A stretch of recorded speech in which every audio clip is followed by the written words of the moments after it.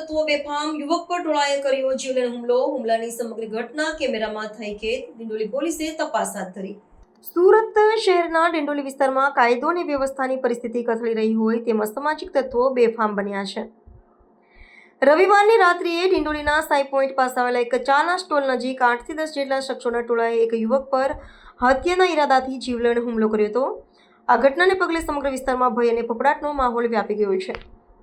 આ હુમલાની સમગ્ર ઘટના સ્થળ પર લાગેલા નજરકેદ કેમેરા સીસીટીવીમાં કેદ થઈ ગઈ છે, જેના દ્રશ્યો હવે સામે આવ્યા છે.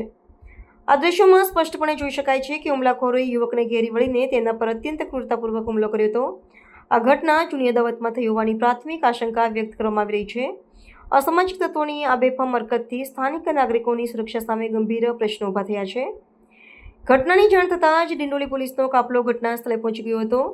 પોલીસે ભોગ બનનાર યુવકની ફરિયાદ અને નજરકેદ કેમેરાના દ્રશ્યોના આધારે ગુનો નોંધીને કાયદેસરની કાર્યવાહી હાથ ધરી છે.